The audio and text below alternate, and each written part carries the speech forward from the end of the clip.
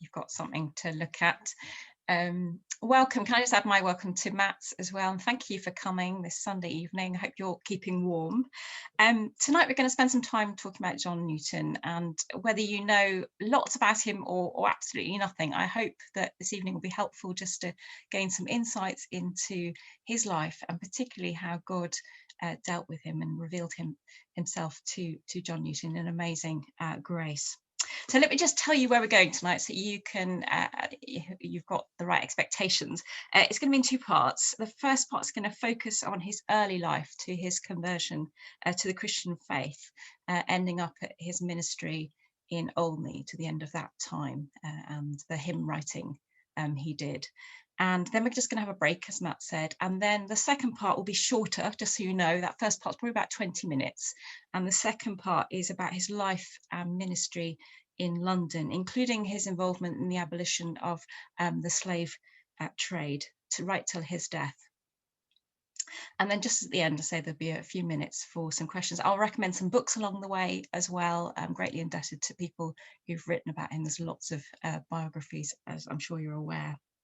So why are we looking at John Newton tonight? Why is he relevant to us? Just a few things up front before we start at the beginning of his life.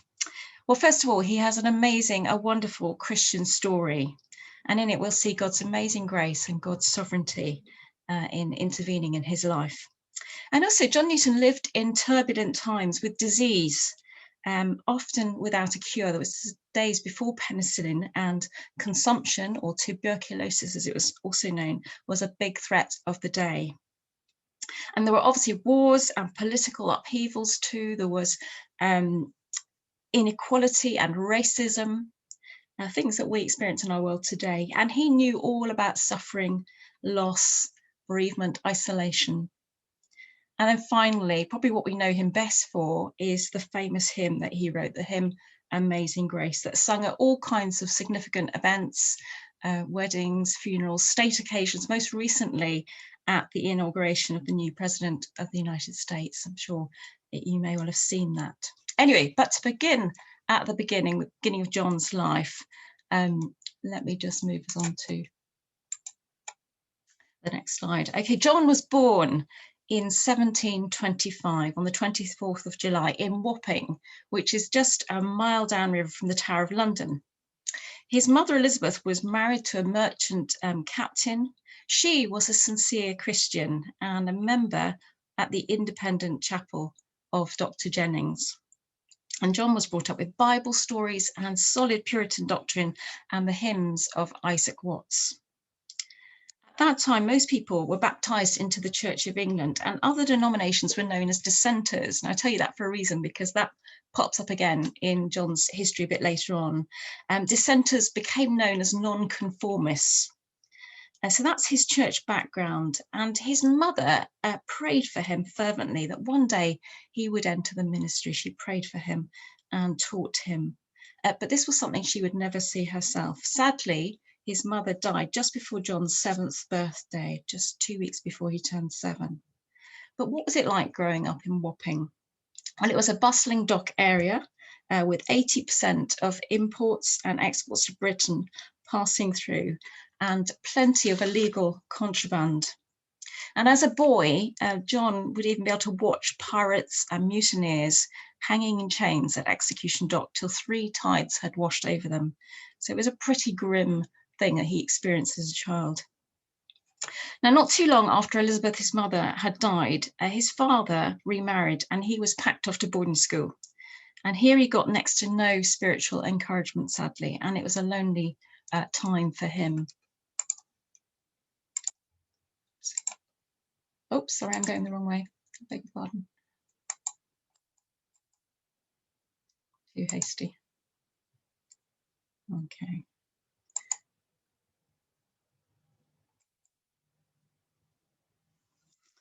And it was a lonely time for him, but he was only there for 2 years. And then by the age of 11, he was at sea with his father. Remember, he was a merchant captain. And his father was employed by the British East India Company, and he captained mainly ships in the Mediterranean. And when John was 17, his father arranged for him to take a job in Jamaica. With time to kill beforehand, he visited the family of Mr. and Mrs. Catlett in Chatham in Kent. And that's where his mother, Elizabeth, had died. Now, in this family, the oldest girl, Mary, who was also soon to be known as Polly, that's what John Newton called her, John met Mary and he fell madly in love with her. She was only 14, or not quite 14, he was 17. And from now on, his life was revolving around that romance that he very much wanted. And he fell away into all sorts of unbelief and just moved right away from his Christian faith at that point. He missed his boat to Jamaica and he angered his father, and he kept visiting Chatham as often as he could, outstaying his welcome. Mary's parents weren't terribly keen on him, as you can imagine. He had nothing to offer Mary or to impress her with. In his carelessness, one day he got press ganged by His Majesty's Navy. And that was a terrible thing. And how did that happen? Well, the British Navy was always on the lookout for recruits. They were short of sailors. And it's not really surprising because sailors were treated very badly in the Navy. They were treated really like animals. And so what the government's answer to that was that they press gang people into joining the Navy. And that was part of the war effort against the French. The French were threatening us in the Channel.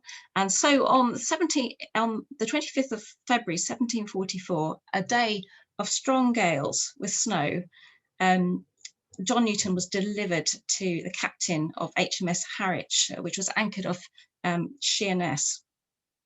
8 men were impressed and John Newton was one of them. And here is his name entered into the muster roll. Now, for a month, John suffered cruelly as new crew members were beaten into submission. And this is what one of the captains said about this navy. He said, "Our fleets are defrauded by injustice, marred by violence, and maintained by cruelty. Discipline was harsh and escape was virtually impossible." But because John's father was a merchant captain and John himself had been to sea with his father, Newton was soon promoted to midshipman. Now, during this time, he started corresponding with Polly. And this is his first letter. I've got a copy of his first letter that he wrote. And he signs it off, "I am your most devoted, faithful admirer, Newton." Now, John was by now 19 years old and far removed from his mother's Christian faith. Polly was just 16 at this point. And when he wrote this letter, John Newton was by now a free-thinking deist. He said if there was a God, he was unconcerned and unconnected with this world, and therefore John could do what he wanted. He could decide his own morality. He could live as he wanted. He was only answerable to himself. And so from now on, John moved away from those Bible stories that he'd heard, the hymns, and he was actually an evangelist for unbelief as opposed to belief.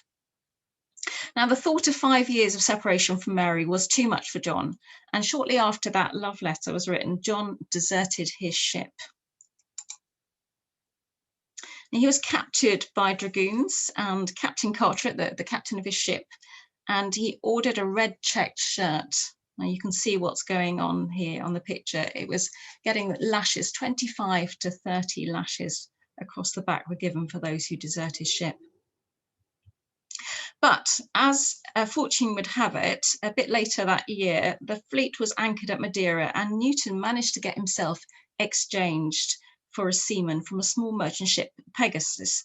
And this was probably his first introduction to slavery. The Pegasus was outward bound for Sierra Leone. Here's a map of the west coast of Africa. And this is where ships would come to with cargo. So likely cargo for a slave trading ship would be lead, copper kettles, pans, iron ladles, guns, gunpowder, knives, and all sorts of things, as well as a grisly array of chains, shackles, and neck collars, leg and handcuffs and thumb screws. So part of her cargo was the goods with which to purchase slaves from local traders on the West African coast, and the other part was the means by which the slaves would be kept in order during the second leg of the trade mission from Africa, from the west coast of Africa, to the West Indies or America, a journey that often took over 7 weeks. So having offloaded the slaves in the West Indies or America, the ship would take on then at that point sugar, ginger, rum, pearls, cotton, other commodities for the British consumers to return home across the Atlantic Ocean. And so this completed the final leg of what became known as the triangular trade, from England to Africa with articles for barter, from Africa to West Indies with slaves, and from the West Indies to England with the merchandise for the home market. And that whole journey would have taken about 12 to 14 months to complete, and it was considered a genteel occupation. That's how people referred to it at that time. At this time in West Africa, though, before he was involved in this route, he worked for an unscrupulous trader and became a virtual slave himself. He was kept imprisoned by the trader's mistress for about a year, and even the slaves pitied him. So that was a real experience for him of isolation and abandonment. And he sank very low. He dabbled with animism, and he even worshipped the moon.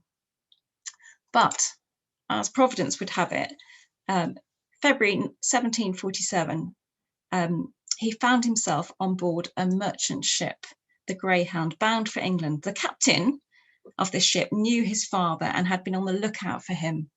And by now, Newton had got involved in the slave trade locally and had started to do well. He'd escaped his imprisonment, and he understood the business on the west coast of Africa, how to round up slaves and make a living.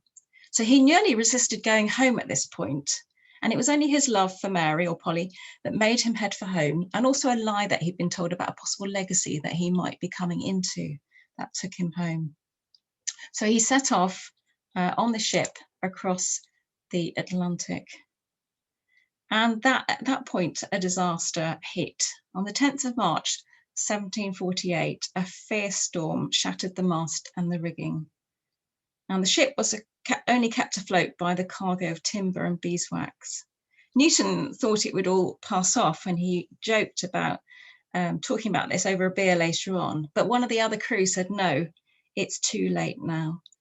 And for the first time since he was a child, Newton found himself praying. Lashed to the wheel or working the pumps gave him time to think. And involuntarily, his memory took him back to some verses in Proverbs chapter 1. Let me just read a bit of these verses. We've got a little quote on the slide for you. And this is what God says in Proverbs. Because I have called and ye refused, I have stretched out my hand and no man regarded. But ye had set at naught all my counsel and would none of my reproof. I will mock when your fear cometh. When distress and anguish cometh upon you, then shall they call upon me, but I will not answer. They shall seek me early, but they shall not find me. And at that point, finally, hope and peace flooded into John as he put his trust in Christ. This, I guess, was the beginning of his true conversion. And later he wrote, on that day, the Lord sent on high and delivered me out of deep waters.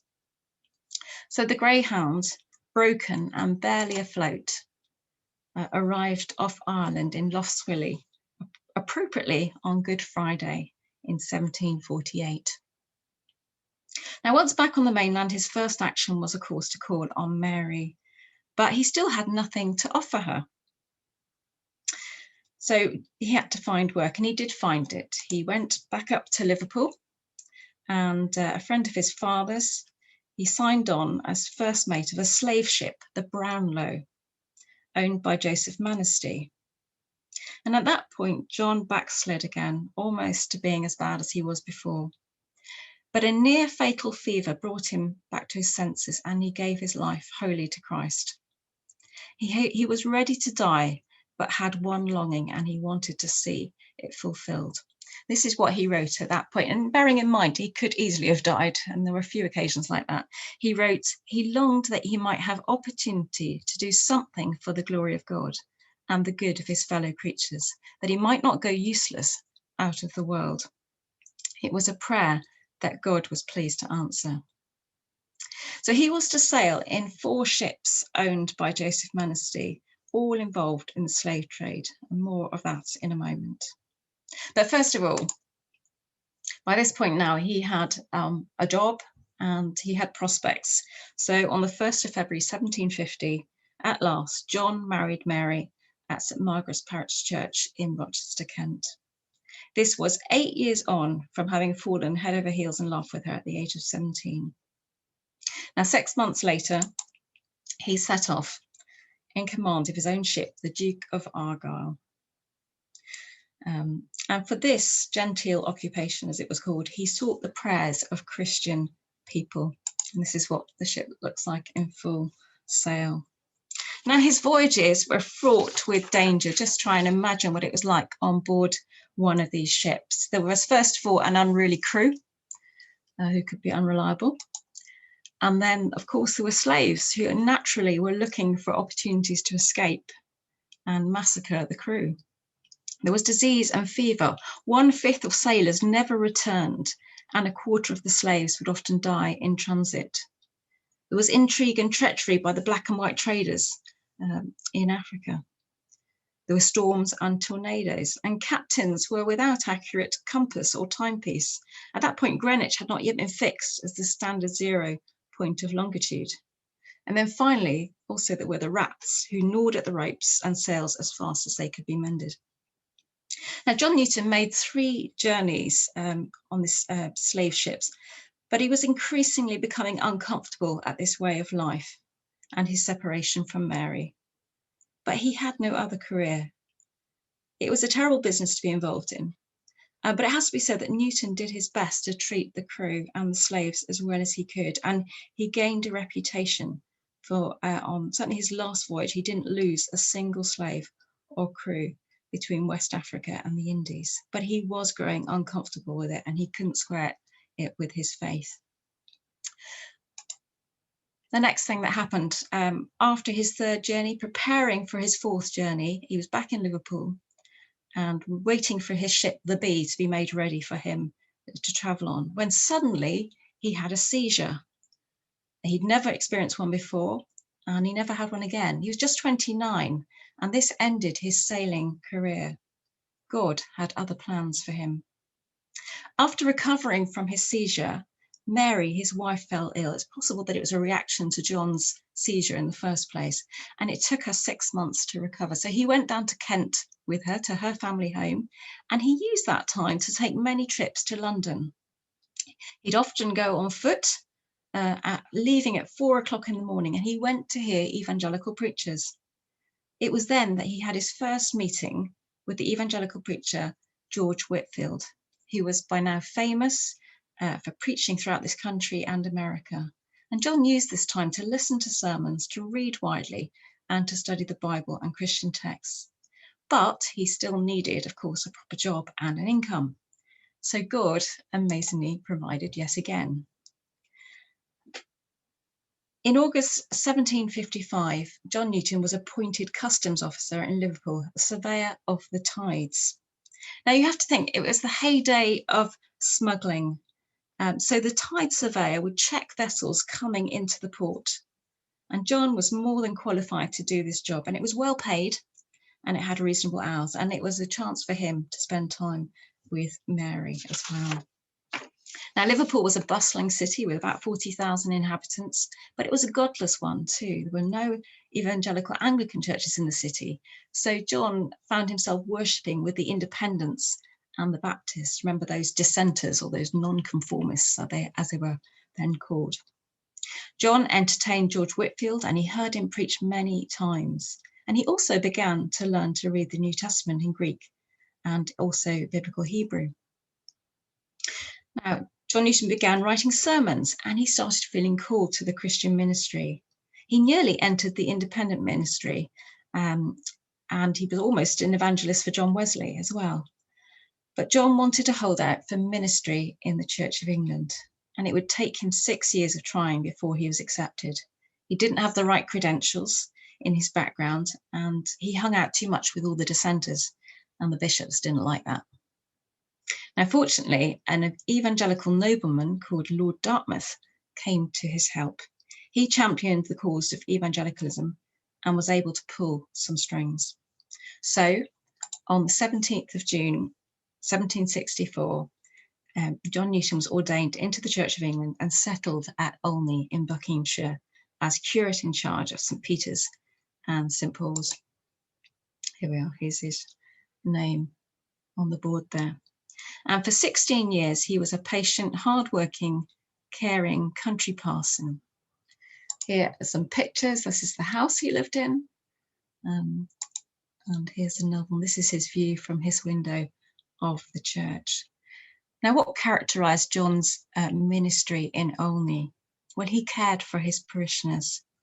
The main industry at that time, main industries were lace making and farming. And here's a picture of some lace making going on in the early 20th century. It hadn't really changed much. As you see it there, that's what you would have, something similar you would have seen back then in the 18th century. Olney was not a wealthy or a particularly important place in the world's eyes, not like London or somewhere. So John had a humble beginning in that first pastorate. He loved children and saw the importance of teaching them. So he started a children's meeting and gathered his little crew.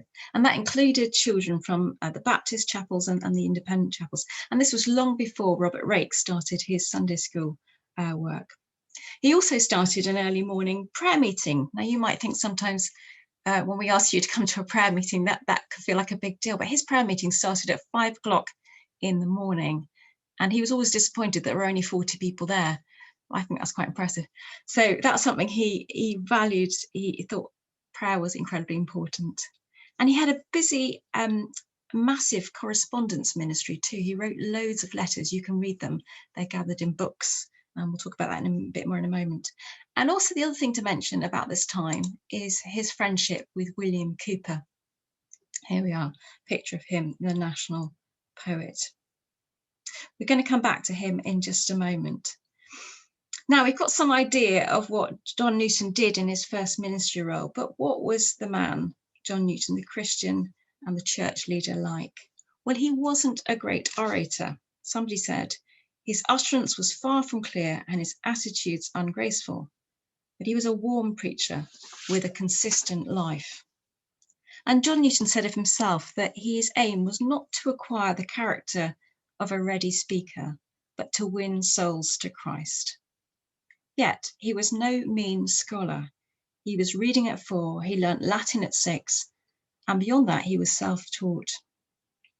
In his study, Newton could read his Old Testament in the original Hebrew with tolerable ease, and the New Testament in Greek fluently. He could read French and Latin authors without difficulty, and he corresponded with Dutch theologians in Latin.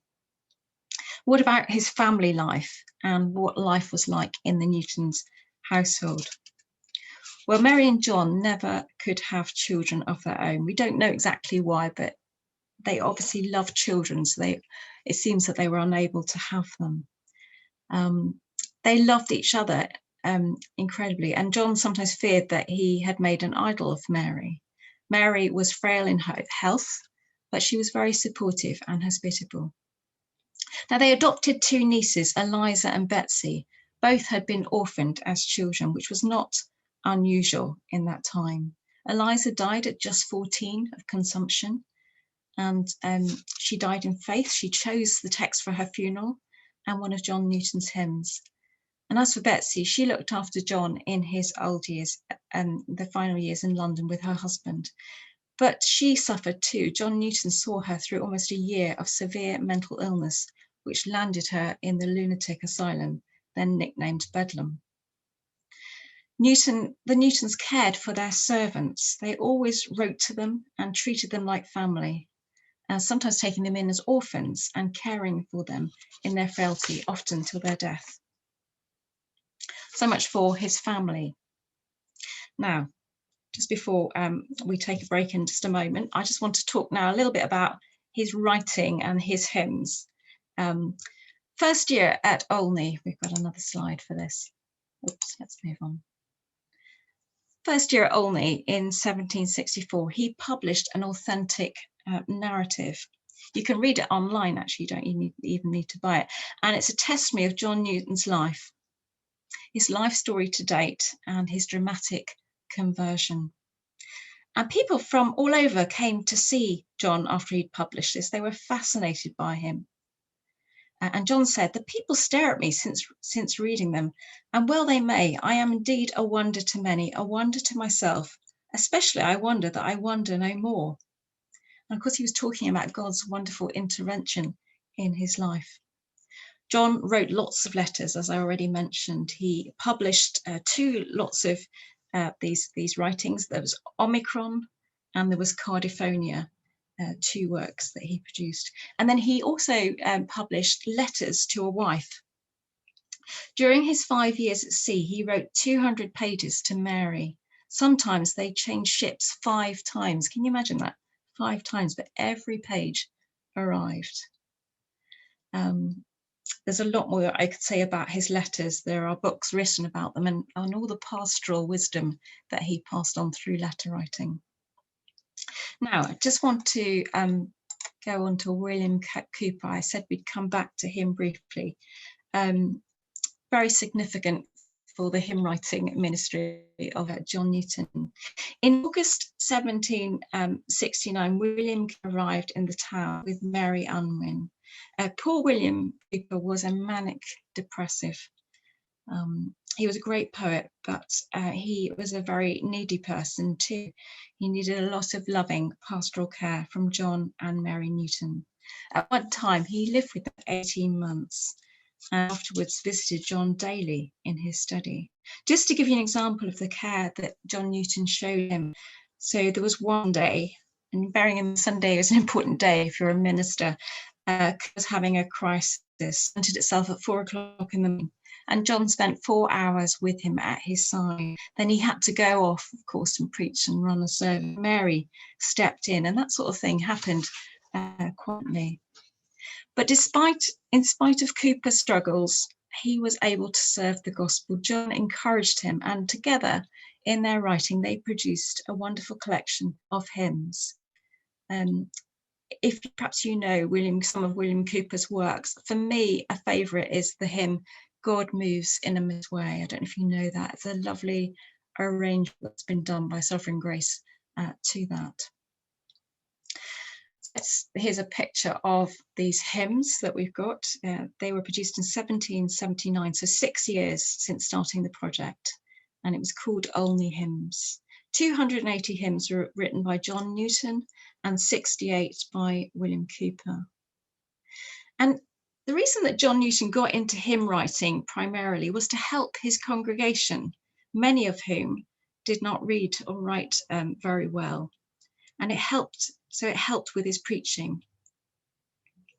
Many of the hymns were topical and reflected life at Olney, and some of his hymns were to become part of the nation's heritage. Here we are, the one that we all know, the famous hymn, "Amazing Grace."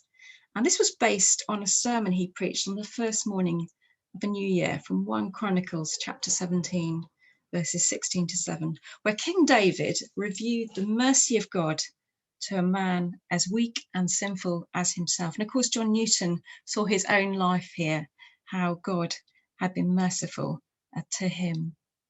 So we all know that hymn, don't we? I think the bit we probably don't know so well is the last verse, which often is been replaced by something else in our more modern versions. "The earth shall soon dissolve like snow, the sun forbear to shine, but God who called me here below will be forever mine." These verses reflect God's amazing grace, not only in saving him, but sustaining him and calling him safely home. So these were good years at Olney, happy years, and he saw revival and growth. They had to build an extra gallery, and all the meetings increased. But it was not to last. There was a time when John realised that it was time for him to move on.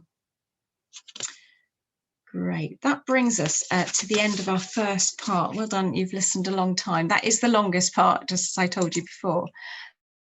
So I think now we're just going to take a little break for about 7 minutes or so, not too long. It's a chance just to reflect on that first part of John's life. And I've got a couple of questions here, which I hope you can see. Maybe in your groups, you don't have to, you can just talk about anything that you've heard, but maybe just have a little think about how we see God's amazing grace and his sovereign rule in John Newton's life. How do we see that in the various twists and turns? And then also maybe just have a think, let's have a think about how John Newton responds to God's amazing interventions as well. So should we just take a break for 7 minutes or so, and then we'll come back? I think, Matt, you're going to put us into groups, aren't we? Will do, thank you.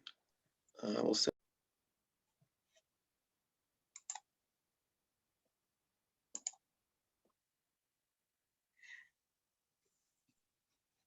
are we all back yet, do you think, Matt? Sorry, I can't see the... Oh, no, not yet. No, I'll wait for a moment. That's fine. Just this was a slide I was going to just put up as people are coming back. This is a stained glass window in the church that he ministered in Olney, and you can see there on the left you've got John Newton, and then on the right you've got William Cowper in memory of their partnership, and God's word in the middle. Great. Well, I hope that just gave you a little bit of a breather. Sorry, I know this is a lot of information to take in, and I'm very quick. This second half is shorter. I think we'll get through this in about 10 to 15 minutes or so. Let me just move us on. So we're now in London. Okay, so John's ministry in Olney, 16 years, came to an end. He moved to London, to St Mary Woolnoth, which is in the city of London. And his first sermon there he preached was on Ephesians chapter 4, verse 15, speaking the truth in love, which I thought was an interesting thing to know. This is what the church looks like now. Maybe if you're familiar with the city, this is Bank Station. And when Bank Station was built in the 19th century, they under the church lost its crypt. And in fact, Newton and Polly, who were buried there, had to be relocated to Olney at that point. They had to have somewhere to go. Now, this parish was very different. Can you imagine the contrast from the countryside, from Olney, to suddenly being bustling city again? And so people in this parish where John was now included the Lord Mayor of London, who lived in Mansion House just down the road. London was a city of great wealth, but also great poverty, of course, a royal mix. 1 million people and 134,000 who lived just within a mile of the city itself. And London was a stinky place. There were slums there. It was a dangerous place. There were highwaymen operating between Hyde Park and Knightsbridge. So it was a pretty grim place at times. And John continued his work as a pastor, visiting all sorts of people, including the prisons. And at that time, the authorities were still regularly hanging people, highwaymen and all sorts of people, at Tyburn, which is now Marble Arch area, to keep the number of the criminals down. There's lots more that could be said about John's ministry in London. He remained at St Mary Woolnoth for the rest of his life and preached there until the age of 81, just a year before he died. That was a pretty ripe age at that time in history, wasn't it? Now, the other big way that God used John, apart from his ministry in this parish, was in his relationship with William Wilberforce. And I guess this is another thing that people may know about John Newton's life, his involvement in the abolition of the slave trade. Here's William Wilberforce. In 1785, John began counselling William Wilberforce. Their friendship had gone back some time. William's family had visited Olney, and Master Wilberforce, as he was called then, at the age of 11, accompanied them. So he stayed at the Newton's vicarage when he was just 11. But years later, when John was in London, they renewed their contact again. The young Wilberforce had recently converted to the evangelical faith. He was sure of his faith, but he was a bit on unsure grounds, and he wanted to talk to John Newton. He started attending St Mary's, and he was elected an MP for Hull, and he took his seat in Parliament for the first time on the 31st of October in 1780. But he was in turmoil, William Wilberforce. He had this great opportunity in politics. He was an MP, but his journals reveal that he was in anguish, and he wanted to consult with somebody who was spiritually wise and who was trustworthy. He wasn't sure whether to pursue politics or to go into the church and full-time ministry. And the trouble was, at this time, to associate with Newton would not have looked good for his reputation. Newton was known as an evangelical. He was deemed to be an enthusiast. Maybe you've heard that term as well. And Newton was too closely related to the dissenters.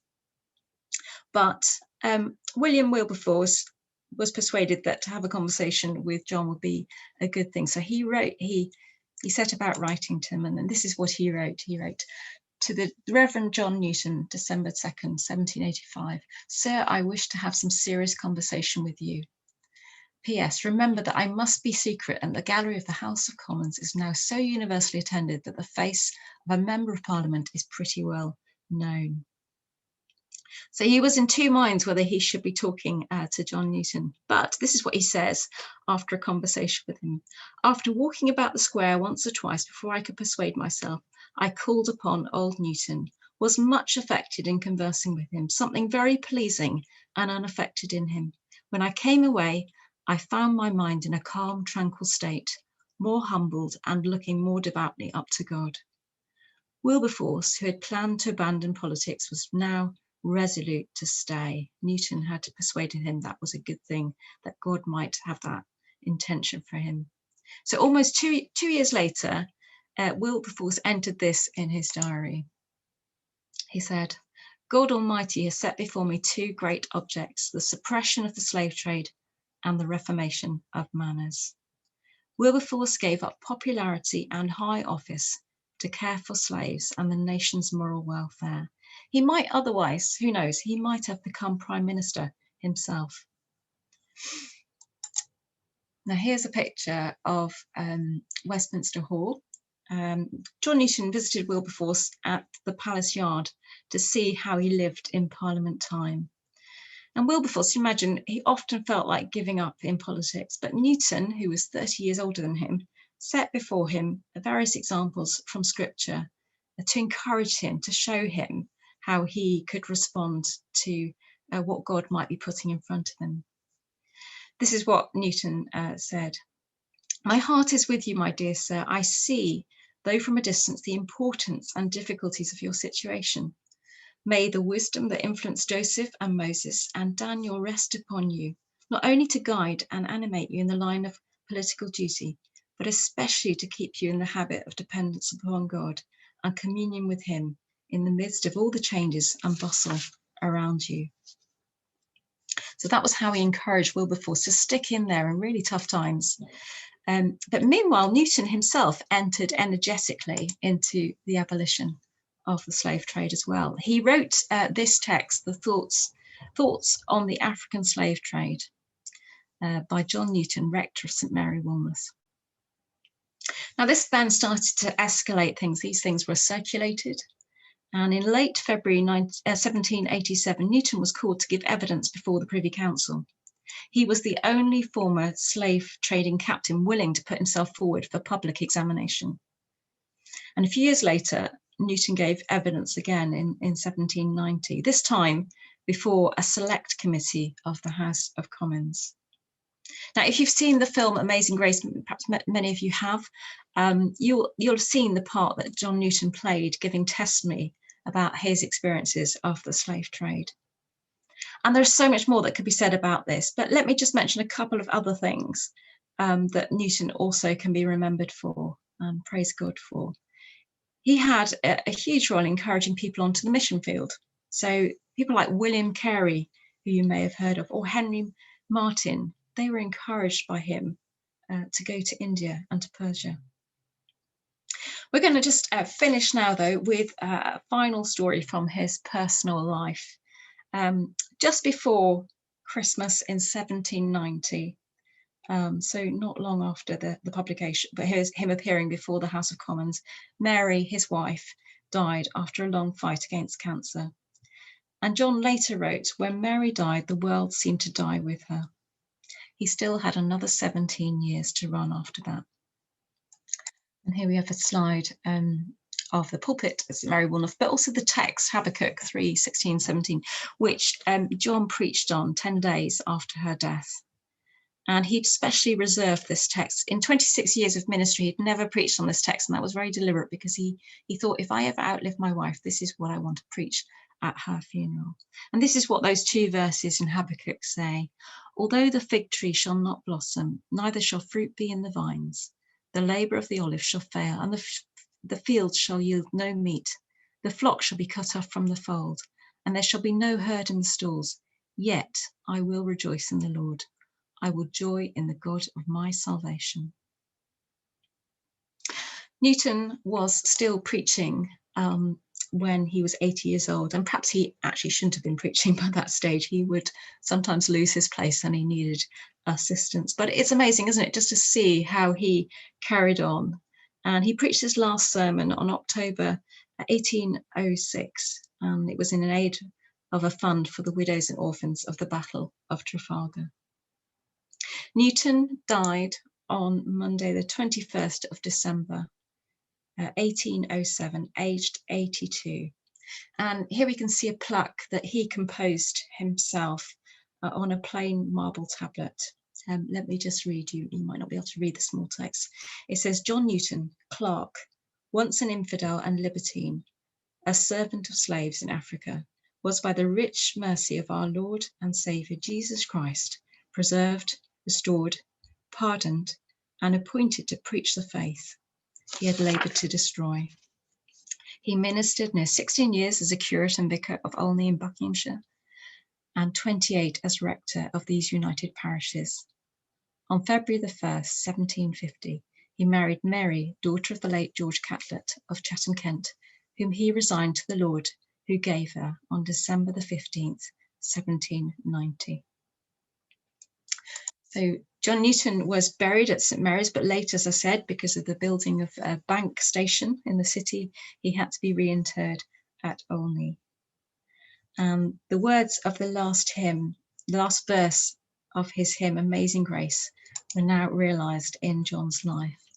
So let me, as we just sort of conclude, let me just read that last verse from Amazing Grace again. The earth will soon dissolve like snow, the sun no longer shine, but God, who called me here below, will be forever mine.